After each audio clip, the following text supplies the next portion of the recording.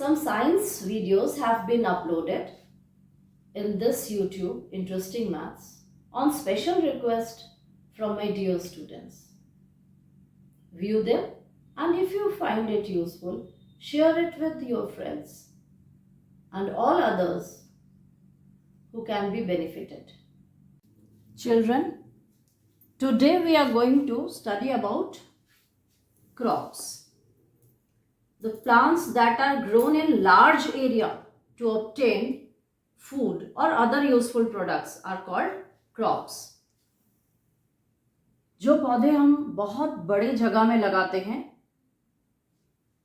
कुछ पाने के लिए, जैसे खाना, राइस, अदर यूजफुल प्रोडक्ट्स जैसे स्पाइसेस में मस्टर्ड, कॉटन, ये सब जब हम बड़े एरिया में लगाते हैं तो उसको हम क्रॉप्स कहते हैं. और जिस प्रोसेस से हम क्रॉप्स को ग्रो करते हैं उसे कहते हैं cultivation. The different crops require different seasons.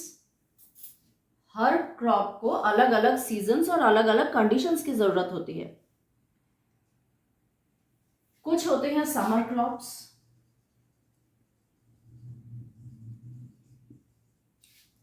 कुछ होते हैं विंटर क्रॉप्स,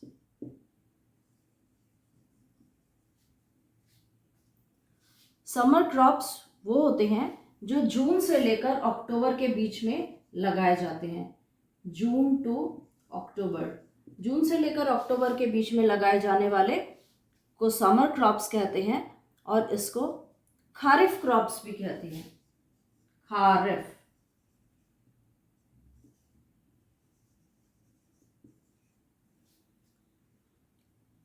कौन से हैं ये? राइस, मेज,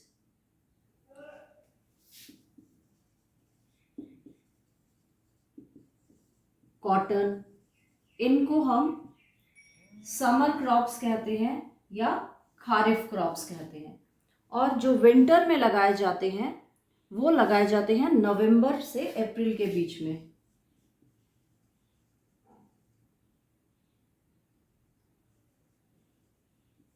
नवंबर टू अप्रैल के बीच में जो क्रॉप्स लगाए जाते हैं उन्हें विंटर क्रॉप्स कहते हैं. उन्हें राबी क्रॉप्स के बारे भी कहा जाता है.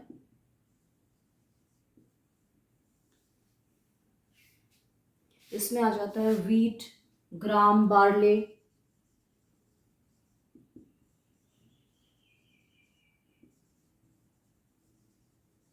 etc. Now the different stages of crop production.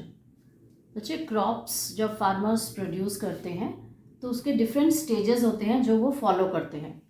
और उसको याद रखने के लिए हम लोग इस चीज़ को याद रखेंगे. पसाई फट, इसको वर्ड को याद रखेंगे. PSAIPHT. अब इनसे क्या क्या वर्ड्स हो रहे हैं ये मैं यहाँ दिखा रही हूँ. फर्स्ट है प्लोइंग. प्लोइंग में क्या करते हैं? Soil is prepared by digging it. Soil is लूजन्ड.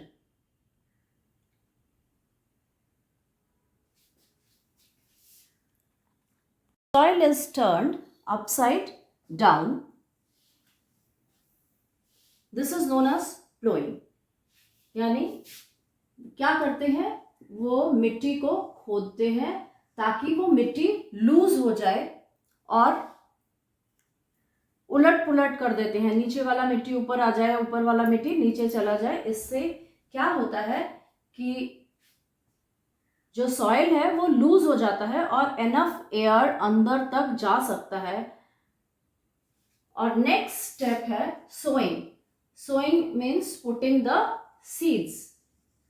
अब पहले लूज कर दिया ताकि बहुत डीप तक हवा जा सके, क्योंकि हमने पढ़ा है सीड्स जब डालते हैं तो सीड्स को सुटेबल कंडीशंस चाहिए जर्मिनेशन के लिए, जिसमें वार्मथ जो कि सनलाइट से मिलता है, वाटर या मॉइस्चर और एयर.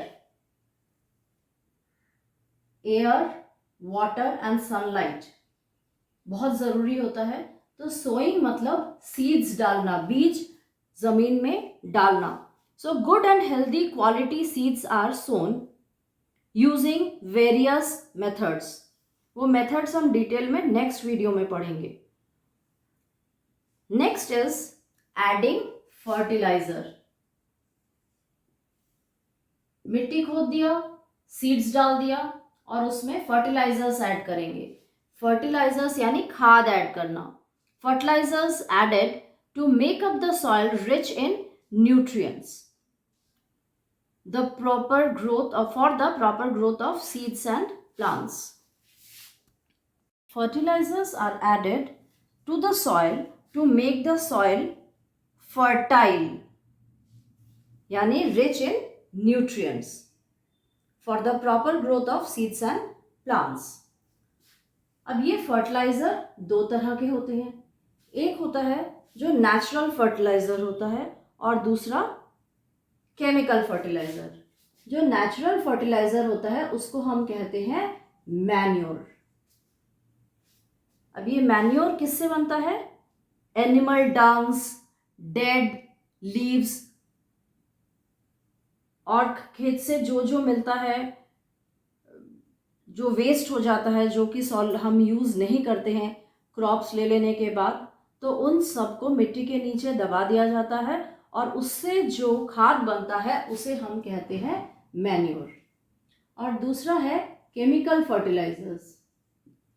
केमिकल फर्टिलाइजर्स जो कि मैन मेड फर्टिलाइजर है, जिसमें आर्टिफिशियली केमिकल्स को ऐड कर दिया जाता है जो उस पर्टिकुलर क्रॉप के लिए यूजफुल होता है. Next step is irrigation. Irrigation means watering the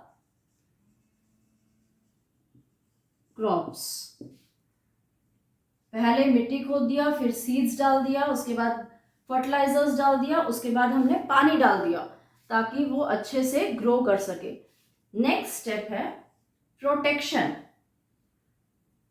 protection of crops. किस किस से प्रोटेक्ट करना पड़ता है क्रॉप्स को? सबसे पहले तो जैसे ही हम फर्टिलाइजर्स डालते हैं उसके साथ कुछ ऐसे बीज चले जाते हैं जो हमें नहीं चाहिए, जो प्लांट्स हमें नहीं चाहिए, पर वो भी ग्रो करते हैं जब खाद और वाटर मिल जाता है और सुटेबल कंडीशन मिल जाता है. तो उसको हम कहते हैं, जो हमें नहीं चाहिए होता है उसको हम कहते हैं वीड्स.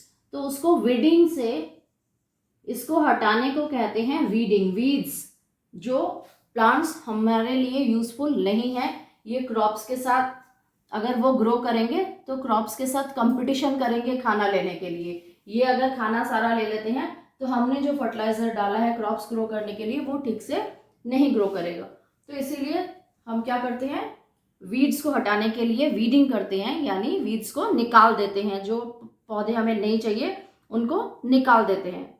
और किससे बचाते हैं? रोडेंट्स, जो चूहे आकर खा लेते हैं.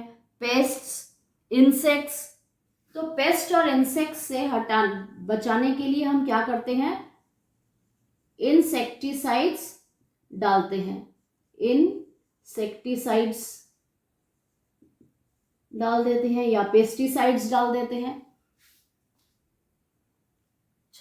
जब ये नए नए पौधे निकलते हैं या फिर पौधे में क्रॉप्स जैसे भुट्टे के दाने आ जाते हैं या गेहूं के दाने आ जाते हैं, तो एनिमल्स उसको खाने के लिए अंदर आ सकते हैं. इसीलिए उसके लिए क्या किया जाता है? उनसे बचाने के लिए फेंस लगाया जाता है. और भी तरीके से क्रॉप्स को प्रोटेक्ट किया जाता है.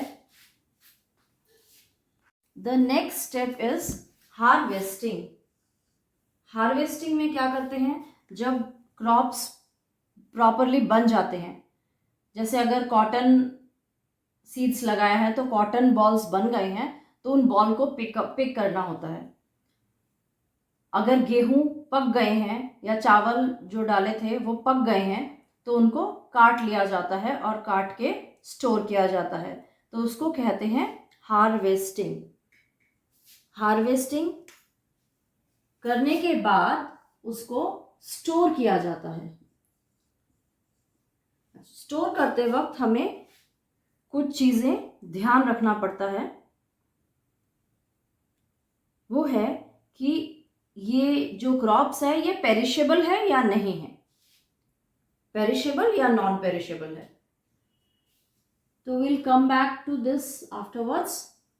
पहले तो harvesting, when the crops ripen they are cut, this process is called harvesting, and the harvested crops have to be stored safely।